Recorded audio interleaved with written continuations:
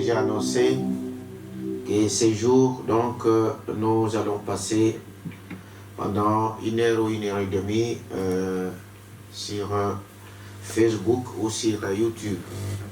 Donc, signaler aussi d'autres frères, peut-être qui ne sont pas encore connectés, que nous émettons à partir de Facebook et aussi de YouTube. Si vous n'avez pas Facebook, vous pouvez vous connecter sur notre compte Agapao Tabernacle sur YouTube. Nous allons commencer par un mot de prière. Dieu notre Père Céleste, nous te remercions Père pour ce matin, pour l'occasion que tu nous accordes d'être enseigné et parler de ta parole. Sachant que le seul trésor qui nous reste, c'est ta parole, et que tu puisses nous unir autour de cette parole pour la gloire de ton nom. Oint ton serviteur, oint également tes enfants qui sont branchés partout, et qui nous suivent en ces moments, dans le nom de Jésus-Christ notre Seigneur. Amen. Voilà. Alors, avant que j'entre dans la parole, bon, je vais quand même lire d'abord, et puis j'entrerai une fois pour toutes, où je commence avec d'abord cette mise au point. Premièrement, je voulais signaler à l'Église que la prolongation pour les confinements est prolongée jusqu'au 17. Donc, ça ne sera pas le 5 avril, donc la semaine prochaine, mais le gouvernement a prolongé donc la durée du confinement jusqu'à encore 2 semaines. Et pendant ces 2 semaines, nous allons continuer à faire comme nous le faisons. Chaque mercredi, nous allons suivre notre bande. Je vous donnerai la veille le message à suivre. Et chaque vendredi, une exhortation en direct sur Facebook.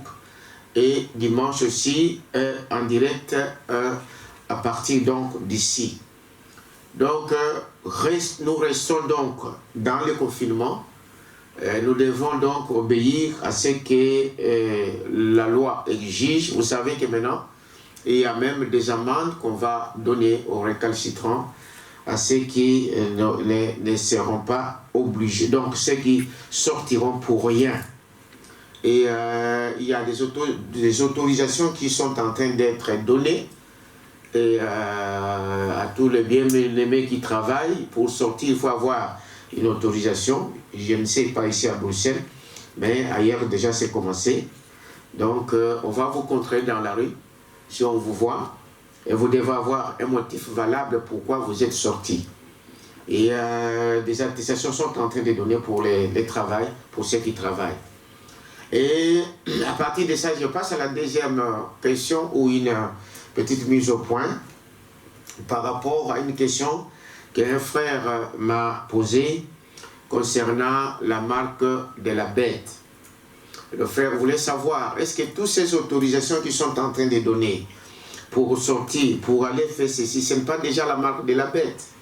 Est-ce que ce n'est pas cela que, parce qu'on nous a parlé, que ça sera les tatouages dans le front ou sur la main? Est-ce que c'est là la marque de la bête? Alors, j'aimerais expliciter un peu clairement cette question. Et nous en avons parlé longuement pendant tout ce temps ici. D'ailleurs, pas une fois, plusieurs fois, que nous revenons toujours sur ce que c'est que la marque de la bête. C'est vrai que peut-être que dans leur projet, ils ont le projet de mettre des puces sur des gens, sur les mains des gens, et toutes ces choses-là. Mais cela ne constituera pas une marque de la bête. Peut-être qu'ils utiliseront ça pour d'autres fins, pour d'autres motifs, peut-être pour vous contrôler, pour contrôler votre argent et tout. Mais dans le message, Frère Branham nous montre que la marque de la bête, ça n'a rien à voir avec ce qu'on va mettre les gens sur les mains ou sur le front. Alors, je lis une écriture ici dans question-réponse du 15 mai 54. C'est la question 27, le paragraphe 72. Frère Branham répond. Il y en a plusieurs écritures, mais j'ai pris seulement un ici pour que déjà vous savez cela. Il dit, ça sera un boycottage.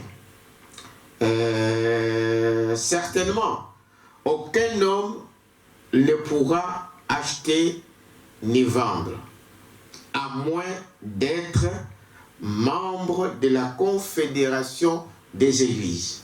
Écoutez très bien. La marque de la bête va se manifester en ce qu'il n'y aura personne, aucune personne qui pourra acheter ni vendre. Ni vendre, n'est-ce pas? À moins d'être membre de la Confédération des Églises. C'est-à-dire que la marque de la bête sera mise en place par le conseil œcuménique. C'est eux qui vont faire la pression, c'est eux qui vont donner même des ordres au gouvernement pour que celui qui ne fait pas partie de leur confédération, de leur groupe, ne puisse ni vendre, ni acheter. Donc, c'est une marque purement religieuse, qui n'a rien à voir avec les tatouages, qui n'a rien à voir avec ce que les gens peuvent faire. C'est vrai, cela viendra sur la forme d'une union universelle. Donc chacun ramènera cela à une religion. Ça se ramènera à une religion unifiée. Donc, basée sur la religion. Branham dit, retenez ma parole. Ce n'est pas loin. Vous verrez cela, c'est vraiment tout proche. Voilà, ça c'est pour la question de la marque de bête. Ne vous en faites pas pour les tatouages et toutes ces choses.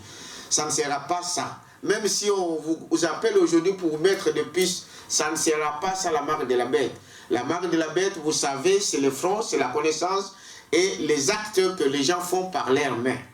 Et Branham dit que ça va se manifester à ce que le conseil œcuménique va obliger des gens à faire partie de leur groupe œcuménique. Donc nous, des petites églises comme ça, des églises indépendantes, on va nous persécuter. Comme je l'ai dit, la persécution, ce n'est pas la tribulation. Donc on va commencer à déranger ceux qui ne seront pas partie de cette... Voilà, c'est cela. Alors, un troisième point que je voulais mettre un peu par rapport aux questions de frères, de bien-aimés, qui me posent la question par rapport aux dîmes et aux offrandes. Je sais que c'est un problème délicat. Dans des églises aujourd'hui, il y a beaucoup de problèmes. Mais nous voulons faire selon ce que la parole de Dieu nous dit de faire. Premièrement, vous devrez savoir qu'un chrétien, il paye ses dîmes, donc qu'il neige, qu'il pleuve, qu'il soit malade ou quoi, il doit payer ses dîmes jusqu'au jour de l'enlèvement ou jusqu'au jour où Dieu te fait quitter ce monde. Un chrétien, je parle bien, un chrétien paye ses dîmes tant que Dieu te donnera quelque chose. Dans 1 Chronique 29, la Bible dit que tout ce que nous recevons vient de Dieu. Et Salomon lui a dit, alors moi aussi, je les remets à Dieu, celui qui me donne. L'argent, l'or appartient à l'Éternel. Tout ce que nous avons, tout ce que nous connaissons, tout ce que nous voyons, comme ce que nous ne voyons pas, tout ce qui entre nos mains, cela nous est donné de la part de Dieu.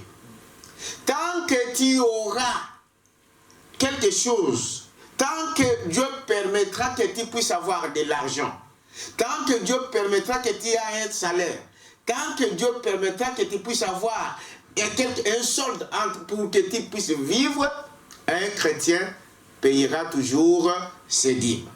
À moins qu'on ne soit pas un chrétien. Maintenant, vous allez dire, mais maintenant les églises sont fermées. On va faire comment?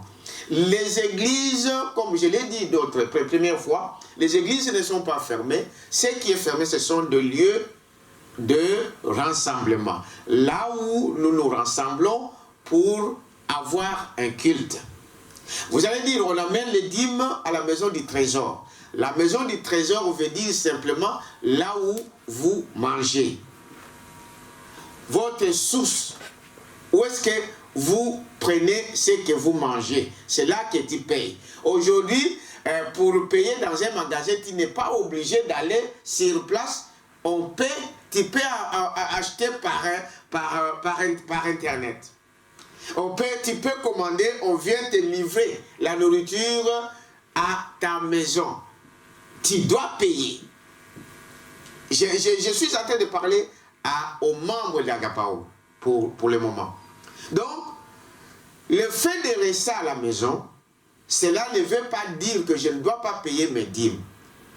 Vous allez dire, mais parce qu'on ne mange pas. Non, nous sommes en train de donner la nourriture. Ce que je suis en train de faire là, c'est ça, la parole. Vous recevez la parole, la nourriture chez vous. C'est comme je viens de vous donner l'exemple de magasins à côté. Les magasins, la plupart des magasins sont fermés. Mais des gens commandent. Ils envoient quelqu'un, un coursier, ils envoient par Internet, ils achètent, on le livre chez lui. C'est ce que nous sommes en train de faire. La technologie nous a aidés, c'est vrai. Le Facebook nous a aidés. C'est vrai, beaucoup de pasteurs ont combattu Facebook.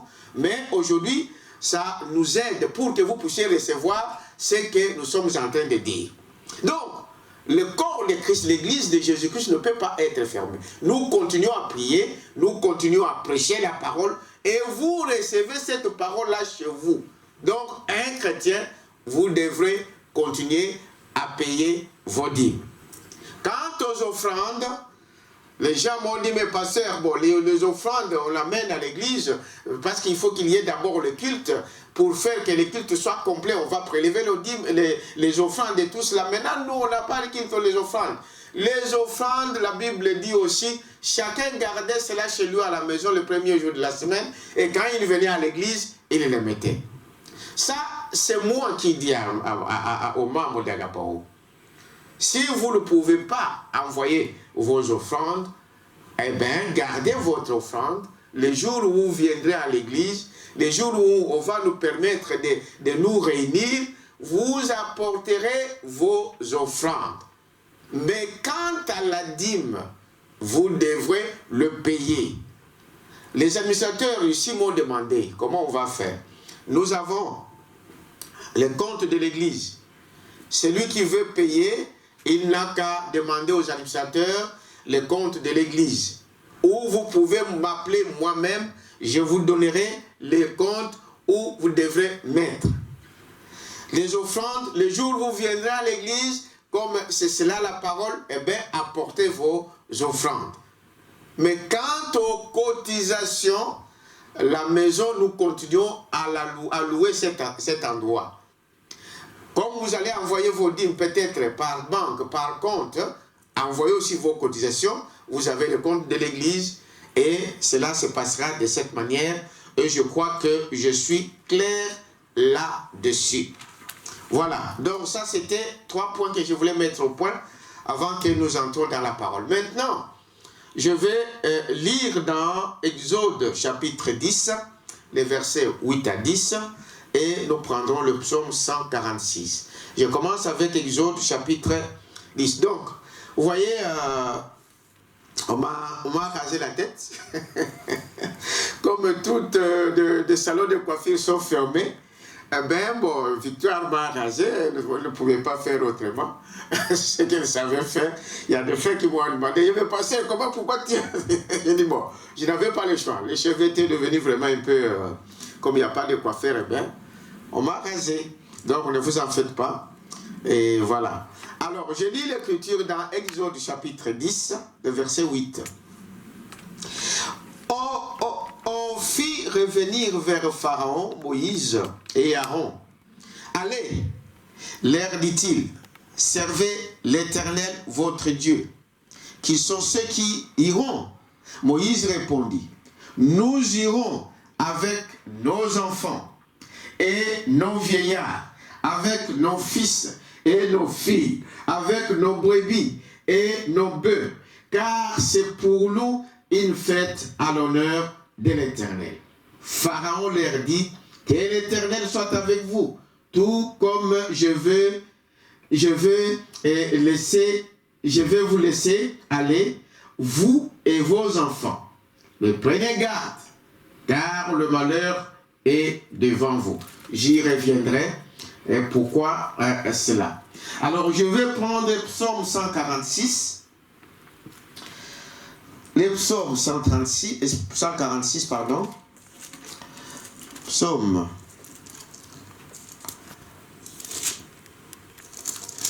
146. Je lis l'écriture. Mon âme loue l'Éternel. Je louerai l'Éternel tant que je vivrai. Tant que je vivrai, je continuerai à louer mon Dieu. Je continuerai à prêcher. Je continuerai à prier. Je continuerai à écouter la parole de Dieu tant que je vivrai. Je célébrerai mon Dieu tant que j'existerai. Ne vous confiez pas aux grands, aux fils de l'homme, qu'ils ne peuvent sauver. Leur souffle s'en va, ils rentrent dans la terre, et ces mêmes jours, leurs desseins périssent. Heureux celui qui a pour secours le Dieu de Jacob, qui met son espoir en l'Éternel son Dieu. Il a fait le ciel et la terre, la mer et tout ce qui s'y trouve.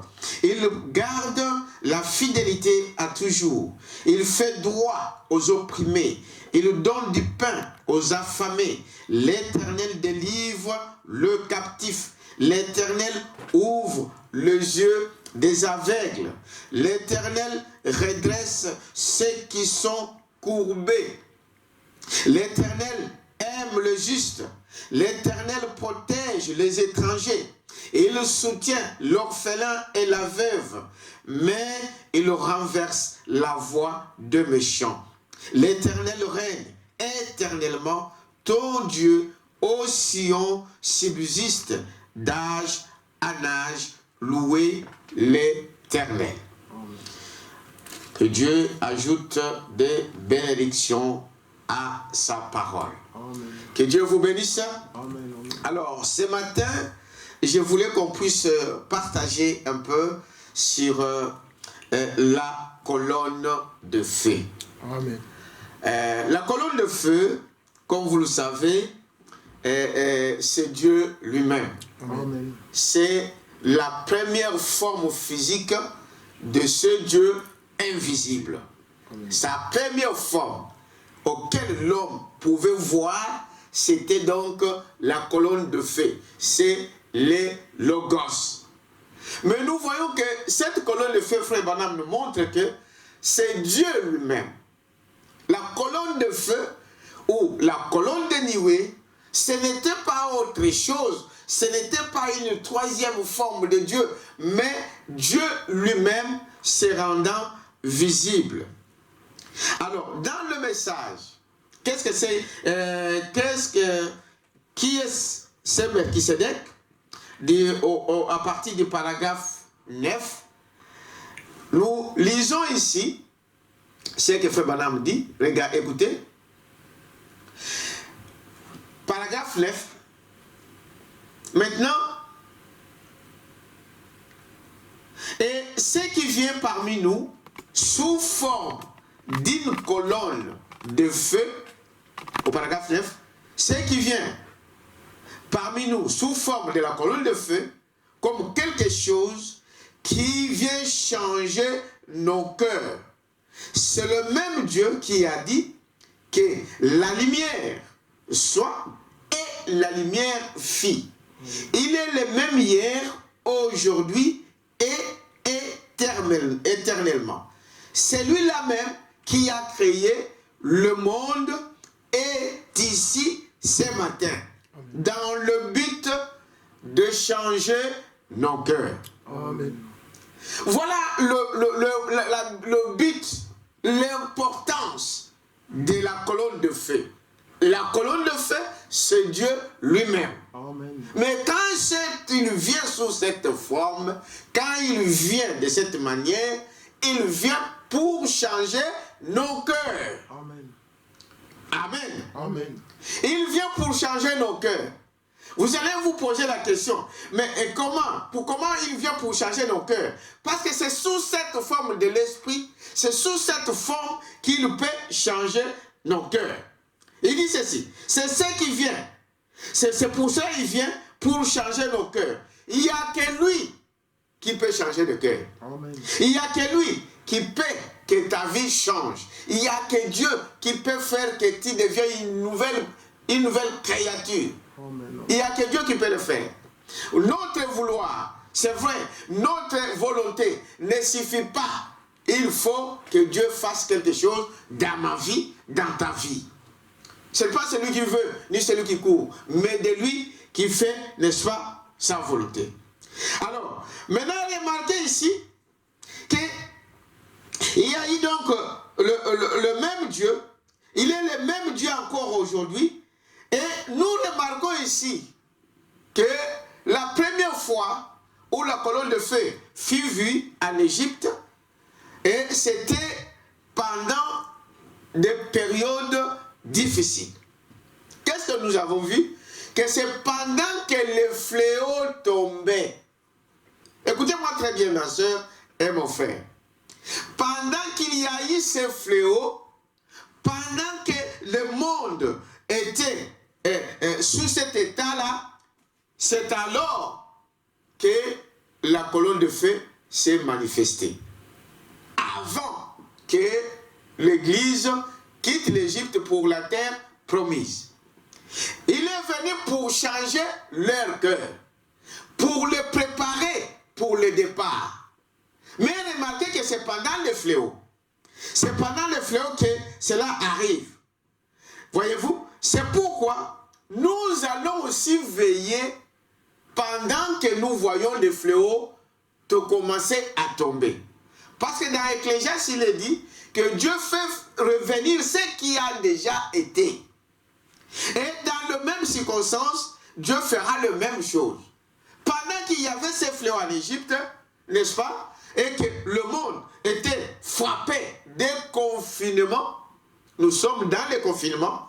Remarquez que c'est pendant ce temps-là que la colonne de feu se manifeste. C'est pendant ce temps-là que les gens se sont mis à se préparer. Mon frère, est-ce que ces fléaux-là ne sont pas là pour nous faire? C'est comme un signe. C'est pour nous réveiller. C'est pour nous dire non, réveille-toi, toi qui dors. Et qu'est-ce qu'il y a de plus important dans ces fléaux? Quand les fléaux commençaient à tomber, nous voyons que Israël s'est préparé et c'est à ce moment-là qu'ils ont appliqué les signes. Je crois que je me fais comprendre. Amen. C'est le fléau qui les a fait réveiller, qui a dit à Israël que non, ton temps est arrivé. Lève-toi, applique les signes. Amen. Aujourd'hui, nous sommes dans les mêmes conditions. Nous sommes dans le même état des choses. Les fléaux sont en train de tomber sur le monde. Les fléaux tombent le monde. Aujourd'hui, le coronavirus là, il n'y a pas un pays qui peut dire que lui, il n'a pas reçu. Le monde entier est frappé. Est-ce, ce n'est pas un signe pour les enfants de Dieu, comme c'était en Israël, en Égypte. Nous sommes aussi dans ce monde. Mais c'est un signal pour nous montrer aussi, lève-toi, applique le signe. Remarquez que ici, même les gens rétrogrades, même si tu es rétrograde, frère, même si tu es rétrograde, sœur, reviens à Dieu, applique les signes. Amen. Donc, c'est-à-dire que nous voyons que là, le confinement a profité à Israël pour faire quoi? Pour arrêter tout ce qu'il pouvait faire dans la cité. Je crois que vous me suivez. Amen. Donc, le confinement, dans la Bible d'ailleurs, nous voyons qu'il y a plusieurs endroits où il y avait des confinements. Ésaïe 26 en parle aussi. de laisser un peu de temps, d'entrer dans votre maison, de se cacher pendant quelque temps, pendant que le jugement va faire quoi? Va passer. Le confinement actuel, frère, c'est ordonné. Les mondes peuvent avoir leurs raisons. Les mondes peuvent avoir tout ce qu'ils peuvent avoir comme preuve. Je ne sais pas ce qu'ils sont en train de mijoter à ce moment pendant que nous sommes en confinement. Ils sont en train de faire leur plan. Mais leur plan profite également pour nous, les enfants de Dieu.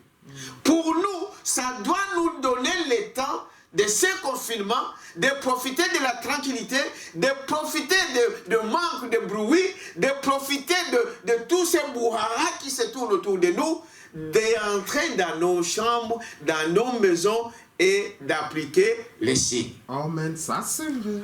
Amen. Amen. D'appliquer quoi? Les signes. Comme eux. Toute la nuit, personne ne dormait. Ils étaient là en train de se préparer pour le départ. Or, Dieu fait venir ce qu'il a déjà fait. S'il l'a fait à l'époque et que cela a permis à Israël d'appliquer les signes, aujourd'hui, frère, c'est une occasion pour toi qui n'as pas encore le Saint-Esprit. C'est une occasion pour toi, ma soeur, pour toi, mon frère, qui a toujours demandé le Saint-Esprit. Voilà le moment venu auquel tu peux le recevoir. Voilà le moment propice auquel tu peux réclamer ce Saint-Esprit. Aujourd'hui, Dieu libère le Saint-Esprit. Pendant ce confinement, frère, ne prenez pas ça à la légère comme le monde. Nous, on doit profiter. Chaque enfant de Dieu doit profiter à ce moment ici de ce confinement où le travail, vous ne partez presque pas, où la plupart ne travaillent pas, tout le monde sont à la maison. Vous avez tout le temps de prendre un temps d'appliquer les signes. Ça, c'est mon message de ce matin. Ce n'est pas pour rien, frère, qu'on vous a donné la liberté. Il y a de ces employeurs-là qui ont dit, restez chez vous. Les autres, travaillez à la maison. Or, cet élément, nous voyons que cela a profité à Israël pour appliquer les signes. Est-ce que vous me suivez, n'est-ce pas? Amen. Voilà. Donc, il dit ici, remarquez que dans le message ici, question-réponse du 1er mars 54, paragraphe 104. Je crois que je peux trouver ça. Question-réponse 104. Écoutez ce que Frère Branham dit ici, dans les questions-réponses. Il dit ceci. Savez-vous que Christ vient 3 fois? La première fois, il vient racheter son église. Ça, c'est la première fois. Il est venu pour racheter son église. Savez-vous cela, n'est-ce pas? Il dit, et c'est vrai, la seconde fois, recevoir son église. La seconde fois, il vient pour recevoir son église. N'est-ce pas? Amen. Et la troisième fois, il vient avec son église. Vous voyez, c'est-à-dire dans le millénium. J'explique, bien aimé. Frère Madame est en train de dire ici, je suis un peu bon, ce n'est pas un enseignement, mais je veux quand même que vous puissiez comprendre un peu ça. Et ce que je vais montrer ici. Remarquez que il dit la première fois. Donc, la première fois, c'est pour racheter son église. La seconde fois, c'est pour prendre son église ou l'enlever. Et la troisième fois, c'est pour venir régner dans le millénium. Maintenant, remarquez ce que je voulais vous faire remarquer ici, dans cette question, dans ce message. Écoutez très bien. Frère Branham dit ceci. Et c'est vrai, la recevoir son église, la troisième fois, il vient avec son église. Vous voyez, il vient la racheter. Et il vient l'enlever et être enlevé au moment de fléau. Amen. Amen, amen, amen. Retenez très bien. Il vient enlever son église au moment des fléaux et ainsi de suite. Après, il revient pour le millénium. Vivre dans le millénium. Remarquez ici, il dit pour la seconde fois, quand il vient pour l'enlever, il vient pendant ou au moment moment de quoi? Des fléaux. Ça, c'est vrai. Au moment des fléaux, il vient pour enlever son église. Mais si nous regardons le type, c'est justement pendant qu'il frappait l'Égypte avec des fléaux, Dieu est descendu pour faire quitter son peuple, pour les amener où? Dans la terre promise. Amen. Ici aussi, première venue, Jésus est déjà venu, vous le savez.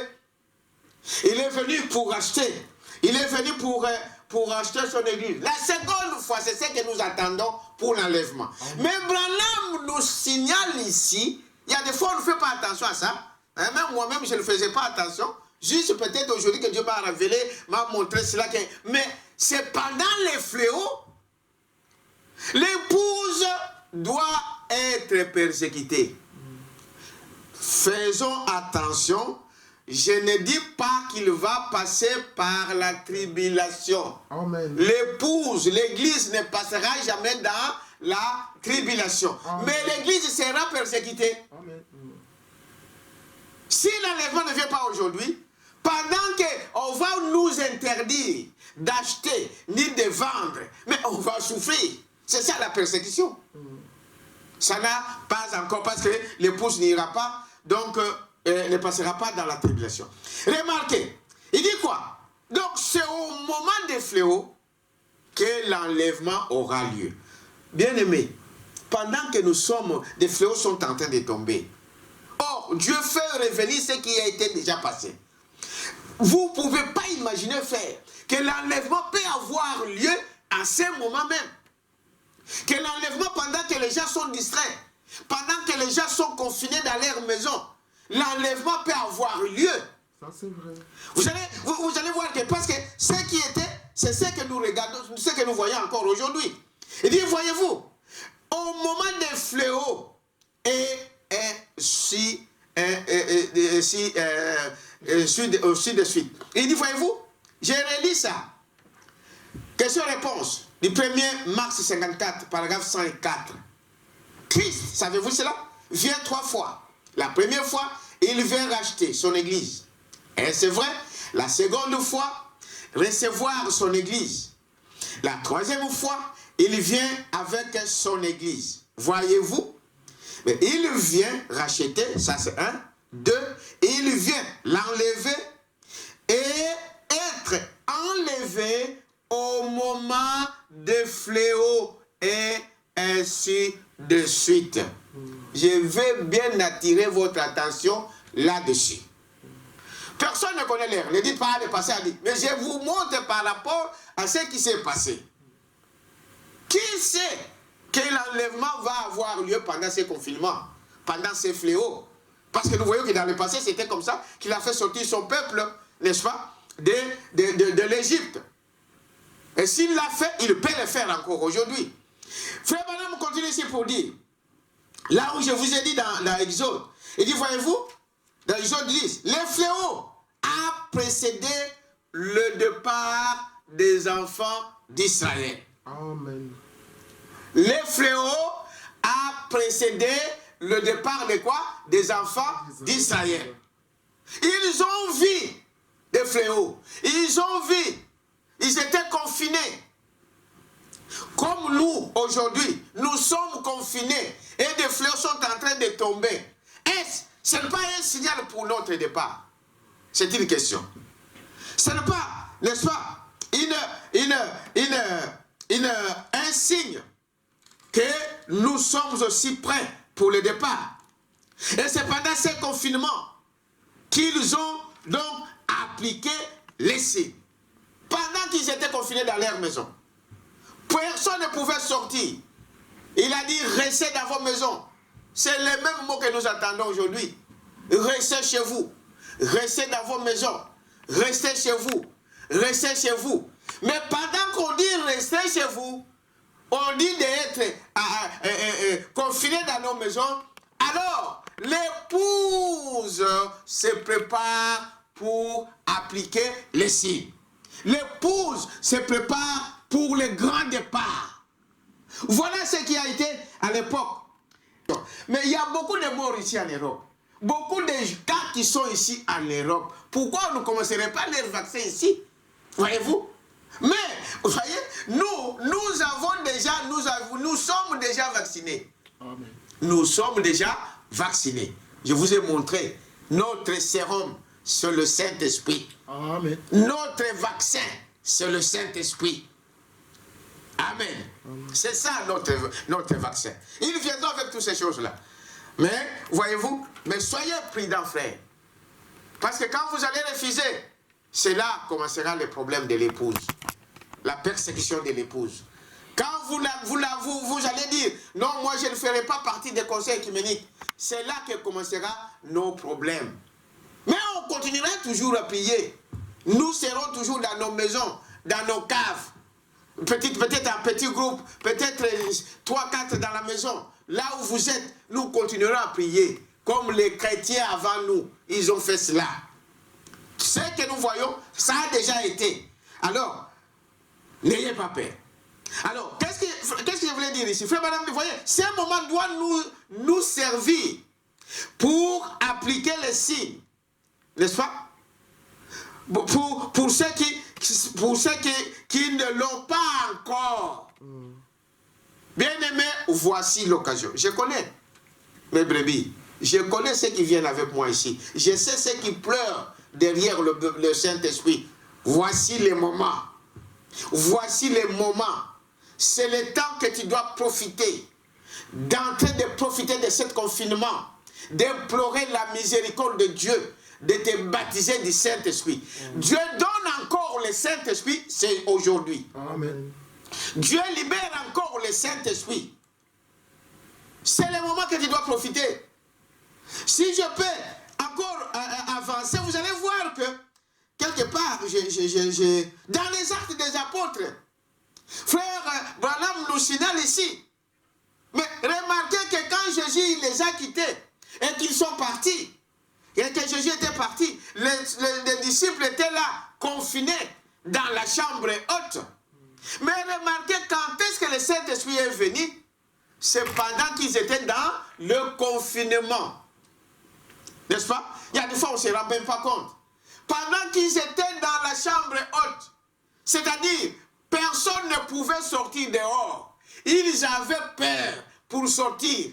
Il fallait peut-être envoyer un peu courageux pour dire, bon, Pierre, toi tu sors un peu, allez acheter un peu du pain. Clandestinement.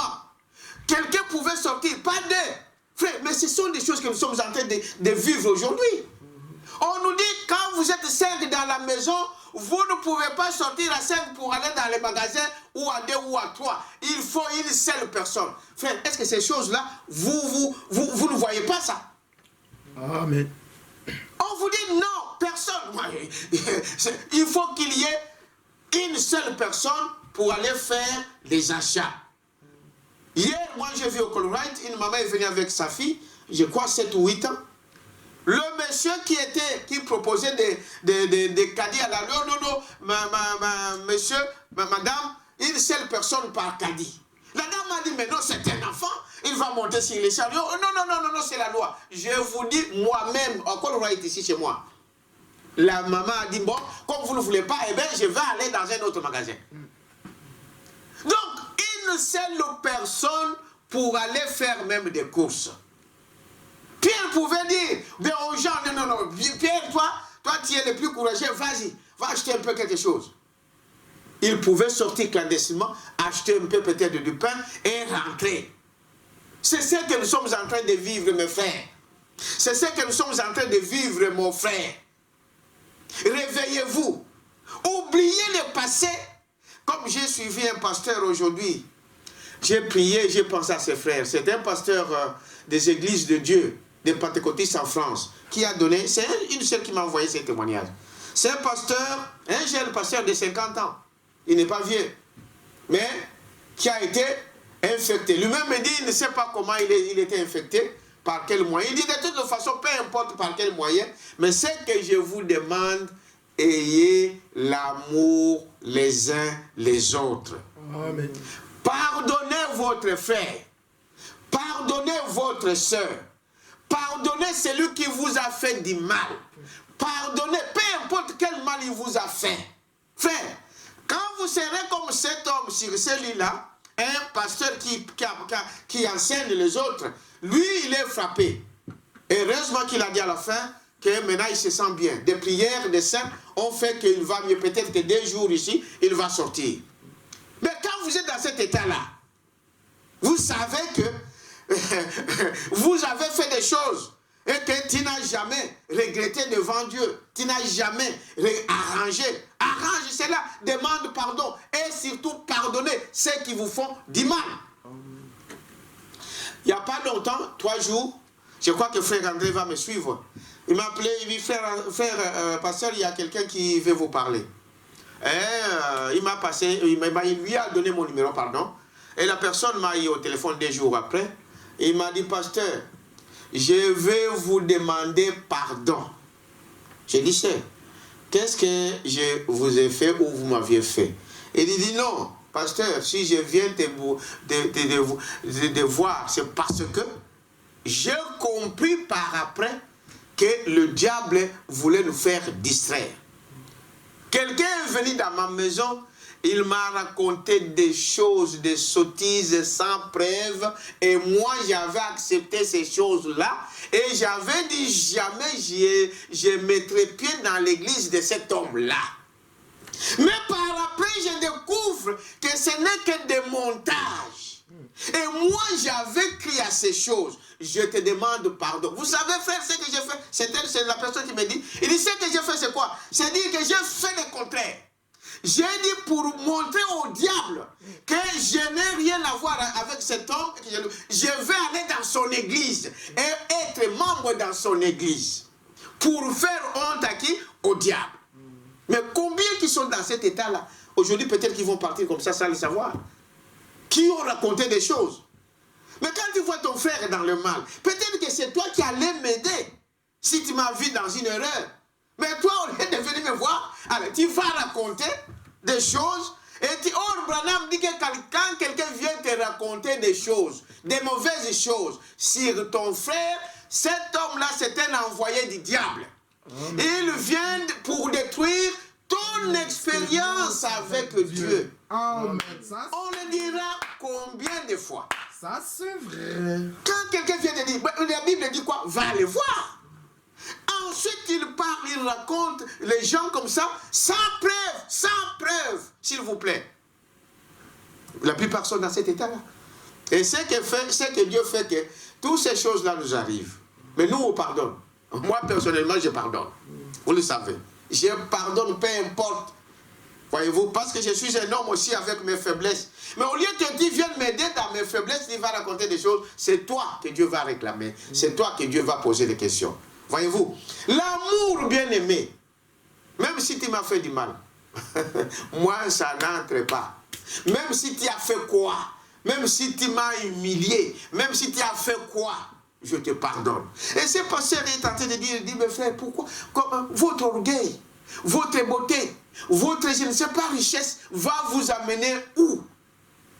Il faut se retrouver un peu dans ce lit-là pour que tu réfléchisses ce que c'est que la vie. Amen. La vie ne tient qu'à rien, à un bout de choses. Nous sommes rien frères. Nous devons nous aimer les uns les autres. C'est pardonnant. Quand je dis c'est pardonnant, c'est aimer, c'est-à-dire c'est aimer. C'est cela, l'amour, c'est ça Dieu. Sans l'amour, vous ne verrez pas Dieu. Alors, je reviens ici pour continuer un peu. Il dit, remarquez que là, dans la chambre haute, ils étaient confinés. Ils vivaient les mêmes difficultés que nous vivons aujourd'hui. Mais, qu'est-ce qui est arrivé? Ils étaient là se préparant pour appliquer quoi? Les signes. Et les signes, c'était quoi? Le Saint-Esprit. Le baptême du Saint-Esprit. Bien-aimé, mon message aujourd'hui, j'insiste là-dessus, que nous devrons profiter de ce confinement d'appliquer les signes. Amen. Appliquer les signes, comme à l'époque. Il dit, voyez-vous, donc, qu'est-ce que cela est arrivé avec eux? Dieu a fait la même chose. Mais n'est-ce pas? Maintenant, une autre chose ici, Il dit, Branham dit encore, regardez que quand le fils d'Israël quitte l'Égypte, le diable a lâché son armée derrière les enfants d'Israël. Dites amen à ça. Amen. Frère Branham dit, le diable est furieux. Le diable sait que son temps est fini. Amen, ça c'est vrai. Le diable sait c'est pourquoi il s'acharne. C'est pourquoi il est en colère. Il suit tous qui ont le signe de Dieu. Tout enfant de Dieu, le diable est sur ses trousses. Il est furieux, sachant que son temps est arrivé. Il sait, il voit des signes, il dit non, non, non, là pour moi c'est terminé. Bientôt je vais aller en prison. Il le sait. Voilà pourquoi il s'acharne sur toi. Mais, remarquez ici, Frère Branham dit ceci, que quand il quitte pour y aller, Pharaon ne les a pas laissés tranquilles. Et il les a poursuivis. Mais oh, Josué pouvait dire à Moïse, Moïse, regarde, toutes les femmes, tous les enfants, tous les vieillards, il disait, même Moïse, regarde, nous avons la mer devant nous, nous avons l'armée de Pharaon derrière nous, nous allons faire quoi? Josué pouvait dire, Moïse, dis quelque chose pour que Dieu puisse faire quelque chose. Frère Branham nous montre que Moïse est monté sur les rochers, il a crié à Dieu. Oh, la colonne de feu est venue, s'est mise entre Israël et l'armée de qui? De Pharaon. Amen. Ainsi, pour chaque enfant de Dieu, le diable essaiera de vous poursuivre, le diable essaiera de t'attaquer, mais la colonne de feu se mettra entre toi et le diable. N'ayez pas peur. Amen. Amen. Que Dieu te bénisse. N'ayez pas peur, bien-aimé. Amen. La colonne de feu, et la colonne de feu, c'est Dieu lui-même. Amen. Il se mettra entre le jugement et toi. Il se mettra entre les diables et toi. Il se mettra entre le coronavirus et toi. Amen. Il se mettra entre la maladie et toi. Amen. Et la maladie aujourd'hui, ce n'est pas seulement le fléau, ce n'est pas seulement le coronavirus. Les gens commencent à oublier d'autres choses. Il n'y a pas que ça. Le cancer est encore là. Amen. La tuberculose est encore là. Amen. Toutes les autres choses-là sont toujours des démons, des maladies. Toutes ces choses-là. La colonne de feu se mettra entre toi et ton ennemi. Amen. Amen. Et si je sais qu'il est là, pourquoi je dois avoir peur? Amen. Dites amen à ça. Amen. Et dit, voyez-vous, je crois à cela. La colonne de feu prendra part pour toi. La colonne de feu, c'est Dieu lui-même. Amen. Amen. Amen. Jésus-Christ, voyez-vous, cela s'est répété donc à l'époque de Jésus. Voyez-vous, qu'est-ce qui s'est passé? Les disciples étaient en confinement. Voyez-vous, dans la chambre haute. Voyez-vous, mais c'est là qu'ils ont reçu le quoi? Le baptême du Saint-Esprit. Amen. Profite-en, mon frère. Profite-en, ma soeur. Reviens à la parole. Et j'ai dit à la soeur, la personne qui m'a appelé, j'ai dit, ma soeur, que Dieu te bénisse pour ce que tu viens de faire. Dieu te bénira. Mais c'est lui qui t'a raconté ça. Il est où aujourd'hui? C'est lui qui t'a raconté des bêtises là, qui a embrouillé ton cœur. Est-ce que tu crois qu'il viendra? Ça, c'est la question de Dieu. Voyez-vous? Il dit, peu importe, la colonne de feu se mettra entre toi et l'ennemi. Cela s'est répété. Ils étaient au moment du confinement, voyez-vous, dans la chambre haute. Mais c'est là qu'ils ont reçu le Saint-Esprit. Ils ont profité de ce confinement. On pouvait dire, mais il fait chaud dans la maison. Ah, on s'ennuie dans la maison. Oui, on s'ennuie, on ne fait rien. Oui, profite de cette occasion, mon frère. Amen. Éclipse-toi, entre dans ta chambre. Prie, même pendant quelques temps. Prends de l'air dehors, même dans les jardins. Après, reviens. N'est-ce pas? Prie. Après, reviens. Prends le temps. C'est le temps que tu dois profiter pour recevoir les signes. Frère, je le répète, sœurs et frères, vous qui n'avez pas le Saint-Esprit, je vous connais aussi, comme Frère Branham le dit. C'est le moment. Voilà votre temps. Dieu a exaucé vos prières. Il veut vous baptiser du Saint-Esprit. Il connaît la sincérité de ton cœur. Profite-en. Père, que quand ce moment-là, quand le confinement se finira, que tu sois une nouvelle créature. Amen. Si Dieu nous permet que nous revenions ici, que tu sois une sœur différente. Amen. Que tu sois un frère différent. Amen. Un frère qui écoute la parole, qui obéit à la parole, qui marche selon la parole. Voyez-vous? Parce que notre but, nous ne sommes pas de ce monde. Nous devons quitter ce monde. Parce que Jésus, quand il vient nous parler là pour l'enlèvement, nous savons que nous reviendrons avec lui. Comme je vous ai dit les 3 venus. Nous reviendrons avec lui pour régner avec lui dans les milléniums. Je rigole. Il s'est rapproché la question de se retenir. Il dit, bon, tous nos bien-aimés là, qui pensent que nous sommes déjà dans les milléniums. Le coronavirus dans les milléniums. Je sais que toutes ces choses-là vont disparaître, frère. Ces moments ici, ce n'est pas le temps de « Oh non, lui, il croit comme ça. » Non. Ici, revenons à Christ. L'épouse doit être un. Amen. Tous ces comment on appelle, nos pensées différentes, notre disparité va disparaître. Nos doctrines. Ce n'est pas des doctrines qui vont entrer là-bas. C'est le cœur, c'est l'âme, c'est Christ en nous qui entre. C'est ça l'important. Il disait, bon, maintenant, le coronavirus dans les milléniums. Autant de morts dans les milléniums. Posez-vous la question. Mais la question n'est pas là, bien-aimé. Des erreurs, nous tous, nous en commettons. Oui. On peut comprendre mal la parole.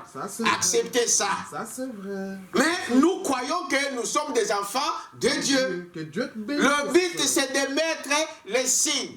C'est d'appliquer les signes dans notre vie. Amen. Amen. Amen. Alors, il continue ici. Frères et sœurs, voyez-vous, c'est la question qu'on doit se poser. C'est cela que tu dois te poser aujourd'hui. À quoi ce confinement profite pour toi? Je viens de vous donner des exemples. Il y en a plein. Que c'est pendant ce confinement, et ils ont profité pour appliquer les signes. Que cela soit ainsi pour toi, ma soeur. Voyez-vous, éloignez-vous de tout bruit de ce monde. Et Dieu nous l'a, il nous a obligés. Dieu nous a obligés d'être en confinement. Dieu nous a obligés d'être dans cet état de prière obligatoire pour que tu puisses recevoir le Saint-Esprit. Le Saint-Esprit, c'est une promesse. Sois dans l'attente, comme les disciples dans la chambre haute. Ils étaient dit, la Bible disait qu'ils allaient attendre à Jérusalem. Ils étaient dans l'attente. Ils croyaient dans leur cœur que Dieu va confirmer ce qu'il avait promis. Amen. Et Dieu a confirmé. Sois dans l'attente, mon frère. Sois dans l'attente, ma sœur, que Dieu va me baptiser du Saint-Esprit. Parce que c'est lui qui avait promis cela. C'est lui qui avait promis. Le Saint-Esprit, c'est pas... C'est un hasard que le Saint-Esprit est descendu là-bas. Dieu fait revenir ce qui a été. Amen. Il a fait avec eux, il le fait avec nous. N'oubliez pas que c'est pendant le fléau. Voyez-vous. Et remarquez que ce qui se passe, n'est-ce pas, actuellement, frère, n'est-ce pas, il y a des fois, nous ne réalisons pas cela. C'est ce qui se passe exactement à ce moment. C'est une question que nous nous posons aujourd'hui. Pourquoi cela s'est passé ainsi et pourquoi cela se passe ainsi? Dieu fait revenir ce qui a déjà été. Amen. Il est le même hier, aujourd'hui et éternellement. Voyez-vous, quelle heure vivons-nous? Dans quel temps nous sommes? Dieu est venu dans la forme de la colonne de feu pour changer nos cœurs. Amen. Amen. Et remarquez que la colonne de feu, on l'a parlé depuis l'âge de Moïse. On l'a vu au milieu de l'âge pendant que Paul était sur cette terre. Et nous voyons que la colonne revient aussi ici au temps de la fin. Pour faire quoi? Branham dit c'est pour changer de quoi? De cœur. C'est pour nous changer. À l'époque de Paul, c'est pas pour ramener les pères aux enfants. À notre époque, la même colonne de feu vient pour changer notre cœur, pour nous ramener aux pères apostoliques. Amen. N'avez-vous pas vu? La colonne de feu a été photographiée dans cet âge.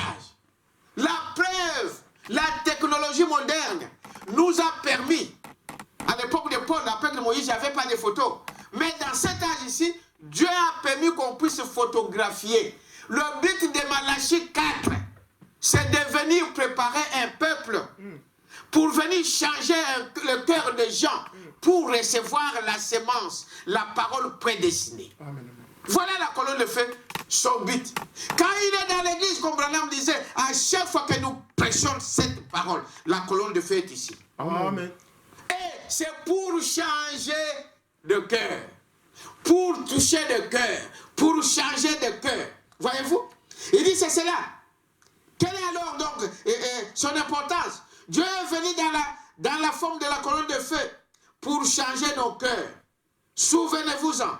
Jean 14, premier, il dit que votre cœur ne se trouble point. Amen. Nous connaissons cette écriture. Amen. Ne soyez pas troublés. Ne soyez pas dans toutes ces choses. Je le disais encore vendredi, frère. Donc les médias là, ce sont des médias qui sont entre les mains du diable. Tous ces médias que vous voyez, que vous suivez à la télévision, ils sont des complices. Ils sont des complices de tous ces grands complots qui amènent que les gens vivent dans la peur, que les gens vivent dans la hantise, que les gens vivent troublés pour vous faire peur. Ne suivez pas ces voix. Il y a beaucoup de voix aujourd'hui qui sont proclamées. Mais nous n'avons qu'une seule voix à écouter, c'est le message de l'heure. C'est la parole parlée, c'est la parole révélée de Jésus-Christ venu à notre temps. Amen.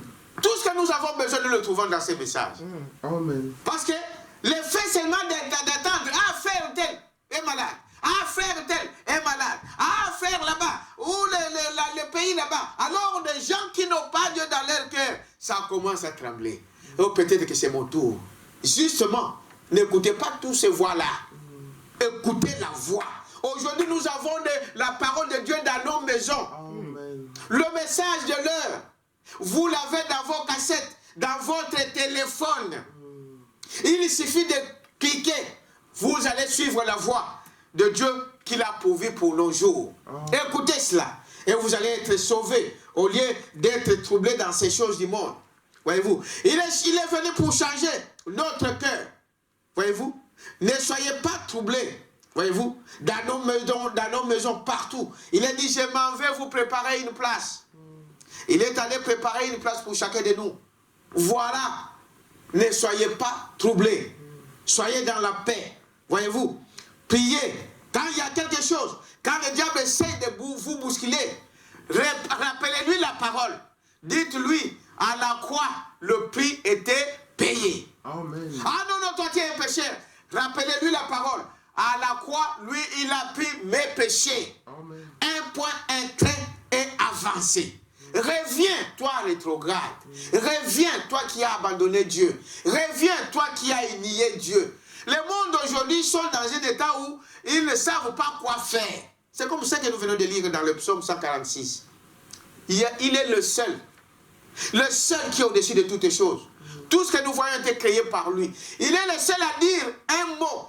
Et ce virus-là disparaît. Amen. Mais si Dieu le permet, c'est à cause de ton bien. Voilà la chose. C'est pour que tu puisses profiter de cette occasion, comme les autres l'ont profité, pour qu'ils puissent, n'est-ce pas, naître de nouveau, appliquer les signes. Voyez-vous, c'est cela. Pour nous, il est venu pour nous donner. Je me tiens à la porte et je frappe. Voyez-vous, au paragraphe 38, c'est un message, le titre. Je me tiens à la porte et je frappe au paragraphe 38. Il dit, cette porte de l'œil se trouve dans le cœur. Je crois que je peux trouver cela. Je me tiens à la porte, oui, voilà. Je me tiens à la porte, n'est-ce pas? Je vais peut-être vers la fin. Et je frappe paragraphe 88. Il dit, frère Branham dit ceci. Cette porte de l'œil se trouve dans le cœur. Voyez-vous? Ce n'est pas ce que vous voyez avec votre œil. Non, ça, ce n'est pas voir, ça, c'est regarder. Amen. Votre œil ne peut que regarder. Mais voir, Frère Branham dit, voir, c'est avec le cœur. Voir, c'est comprendre. Amen. Et on comprend qu'avec le cœur. Alors, lui, il est venu pour changer notre cœur. Vous ne pouvez pas comprendre si ton cœur n'est pas changé. Voilà pourquoi la colonne de feu, le prophète est venu dans cet âge avec la colonne de feu pour nous changer, pour changer notre cœur. Il continue ici pour dire, voyez-vous, regardez, ce n'est pas ça que vous voyez avec votre œil. Ça, ce n'est pas voir, c'est regarder. Jésus a dit à Nicodème, si un homme n'est né de nouveau, il ne peut voir le royaume de Dieu. Et voir ici, ce n'est pas que tu vas voir le royaume de Dieu courir sur les chevaux. Non. C'est comprendre comment Dieu travaille dans son royaume. C'est comprendre le Saint-Esprit dans l'église. C'est voir le Dieu dans ton frère. C'est voir Dieu dans une chair humaine. C'est cela. Il dit, voyez-vous, vous regardez avec vos yeux. Voyez-vous, il ne peut pas voir le royaume de Dieu. Vous ne voyez pas avec vos yeux. Vous le voyez avec votre compréhension.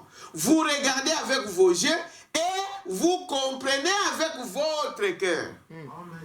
L'œil vous permet de regarder. Mais c'est le cœur qui vous permet de comprendre.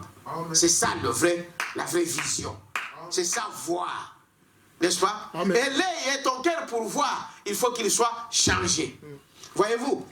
Il dit, avec votre cœur. Ainsi, la porte de vos yeux, n'est-ce pas, se trouve dans votre cœur. Parce que c'est la porte de la compréhension. Oh, je comprends que Jésus a dit qu'il le ferait dans les derniers jours. Je comprends, voyez-vous, que ces choses sont des signes de Dieu. Alors, combien c'est différent? Combien cela devient une réalité pour vous? Combien les choses changent si vos yeux sont ouverts? Il est tout le temps avec vous. Il vous aide. Il se tient chaque jour à votre porte. Mais vous ne pouvez vous ne vous en rendez pas compte. Voyez-vous? C'est cela, la vraie compréhension de la parole. Voir, comprendre avec son cœur. Voir et accepter. Maintenant, vous allez voir que le Saint-Esprit, dans ce même message, il continue là-dessus, en bas. Il dit, voilà, vous allez comprendre maintenant que le Saint-Esprit, c'est une réalité. Amen. Ce n'est pas une utopie, ce n'est pas une imagination. Vous allez comprendre que le Saint-Esprit, c'est une réalité. C'est ce qui vient parmi nous, sous forme d'une colonne de feu, comme quelque chose qui change nos cœurs. C'est le même Dieu. Et Melchisédek, le grand prince, du 1er 955, paragraphe 27. Voyez-vous, la guérison du corps ne devient plus une fiction. Non, cela devient une réalité. La guérison du corps, frère, ça devient maintenant une réalité. Demandez à ceux qui étaient malades, ils vous le diront. Ils vous diront que cet état-là, ce n'est pas un état à souhaiter à quelqu'un. Non. Voyez-vous, ça devient une réalité. Cela devient une réalité. Le baptême du Saint-Esprit devient plus une quelconque substance d'excitation émotionnelle. Voyez-vous, le baptême du Saint-Esprit, frère, ce n'est pas toujours que tu sois excité avec des émotions sautant en l'air, criant ceci ou cela, bien que cela peut arriver. Mais Branham dit ici, cela devient une réalité de la présence. Voilà, écoutez-moi très bien, frère. Il dit, cela devient une réalité de la présence qui habite à l'intérieur du Seigneur Jésus-Christ pour changer une vie. Amen. Le Saint-Esprit devient une réalité dans votre vie. Amen. Il vient pourquoi? Pour changer votre vie. Tu verras que ce que tu avais toujours envie de faire, tu n'auras même pas le désir, tu ne penseras même pas à ces choses. Tu dis, mais il y a quelque chose qui ne va pas. Tu ne deviens pas anormal. Non, tu deviens normal. C'est ça le Saint-Esprit en nous. C'est une réalité. C'est une vie que tu vas mener. C'est une vie qui vient changer ta propre vie. Qui vient changer ta volonté. Amen. Quand on te dira faire, les églises sont fermées, garde tes dîmes. Lui, le Saint-Esprit te dira, monsieur, tu dois payer tes dîmes. Voilà pour aujourd'hui. Je voulais que vous puissiez comprendre de ceci, bien-aimé, que ce confinement nous aide, n'est-ce pas? Nous aide à appliquer les signes. Voyez-vous? Nous aide à appliquer les signes afin de marcher dans la voie de notre Dieu. La nuée de gloire avance. J'aime bien ces cantiques-là. Là où vous êtes chez vous, vous pouvez les chanter. La nuée de gloire avance. Amen. J'avance avec elle. La colonne de feu avance. J'avance avec elle. Ne restez pas derrière. Soyez bénis de Dieu et que la paix soit dans vos maisons. Que Dieu vous bénisse. Je vais prier pour clôturer notre prière ce matin. Dieu notre Père Céleste, que la gloire et l'honneur se te reviennent. Nous avons essayé de faire un peu de bruit, Père éternel, pour tes enfants. Mais je le crois qu'il n'y a que toi qui peux le faire, qui peut changer leur cœur. Comme la parole de Dieu nous le dit. Le Saint-Esprit vient pour changer le cœur. Et nous avons remarqué, Père, que c'est pendant ces fléaux qui tombaient, pendant que les gens étaient en confinement, que toi tu profitais pour baptiser du Saint-Esprit, que les gens appliquaient les signes. Seigneur, que tu puisses le faire pour chacun de tes enfants qui sont à la maison à ce moment, qui sont partout à ce moment, qui t'ont demandé le Saint-Esprit, qui ont désiré le Saint-Esprit dans leur cœur, que tu leur baptises du Saint-Esprit dans leur chambre, dans leur salle de bain, dans leur cuisine, dans leur salon, partout au travail, partout dans les hôpitaux où ils se trouvent. Oh Dieu, que ta main puissante soit sur tes enfants et que tu baptises chacun d'eux de ton Saint-Esprit pendant que le monde se vogue dans des choses et oh, que tes enfants reviennent dans ta parole. Je te prie, Père éternel, de bénir chacun de nous remplir de ton Saint-Esprit. Oh, comme tu l'as fait pour eux, comme tu l'as fait pour Israël dans l'Égypte, tu l'as fait pour les disciples, tu l'as fait à plusieurs endroits à tes enfants, tu l'as fait dans la maison de Corneille et partout, Père éternel. Fais-le pour la gloire de ton nom. Oh, je te prie pour Agapao. Je te prie pour chaque frère, chaque sœur qui nous suit à ce moment. Je te prie pour chaque membre du corps de Christ, qu'il soit partout dans le monde. Seigneur, qui désire ce Saint-Esprit, baptise-le du Saint-Esprit. Oh, Seigneur, je pense à mon frère qui sont là-bas en Tunisie, qui désire cela, que tu nous baptises du Saint-Esprit, que tu nous remplisses, Père éternel, de ton Saint-Esprit. Oh, qu'il puisse profiter de cette expérience et qu'il marche avec la nouveauté de vie. Sois béni, sois glorifié dans le nom précieux de Jésus-Christ. Je te prie ainsi, dans le nom de Jésus-Christ, notre Seigneur. Amen. Amen, amen, amen, amen, amen, amen. N'arrêtez pas 2 minutes. Ici, pour Agapao, je vous ai dit, vous avez le compte de l'église, vous pouvez le demander aux administrateurs, vous avez le compte de pasteur, vous pouvez le demander et faites-le. Vos cotisations aussi. Mais quant aux offrandes, les jours où vous viendrez, vous pouvez apporter vos offrandes. Bon, ça, que Dieu vous conduise de là où vous êtes. Voilà, vous pouvez aussi, si vous, même pour que les gens, il n'y ait pas de polémique, ah non, il n'y a pas de pasteur, ils aiment toujours l'argent à cause de cela. Faites ce que la parole de Dieu dit. Si tu sens que tu peux le faire, tu peux le faire. Voilà. Mais les cotisations, c'est une obligation parce que nous payons ici. Et les dîmes aussi, c'est une obligation. Vous devez savoir cela. Bon, parce que, écoutez, moi je vous ai dit, je parle aux membres d'Agapao. Pour ceux qui me concernent, bien aimés, moi je sais que c'est Dieu qui m'a appelé. Si toi tu dis que moi je paye mes dîmes, je vous dis la vérité, moi Dieu prendra soin de moi. Dieu m'a parlé à moi, qu'il m'a montré mon travail à faire. Il m'a dit mon travail c'est de vendre le pain. Le membre d'Agapao, vous savez cela. C'est de vendre le pain, c'est de donner le pain. Et c'est ce que je continue à faire, je n'ai pas arrêté. Tous les mardis je suis ici, jeudi je suis ici, dimanche je suis ici, je prêche la parole. Je vous prêche la parole. Vous mangez, là vous venez de manger. Donc vous pouvez comme je l'ai dit, les chrétiens paiera ses dîmes. Si vous dites non, moi je ne paye pas, vous ne payez même pas au pasteur. C'est à Dieu que vous payez. Mais pour ce qui me concerne, moi, Dieu prendra soin de moi. Si vous dites que moi je ne paye pas, c'est ton problème avec ton Dieu. Mais je suis sûr que c'est lui qui m'a appelé. Je n'ai pas peur de ça. Même si on fermait les églises complètement aujourd'hui, je n'ai pas peur. Je n'ai pas d'autres ressources. Moi, je ne travaille pas ailleurs. Mais c'est lui qui m'a appelé, il prendra soin de moi. Je prie pour vous, priez pour moi. Que Dieu vous bénisse. Shalom.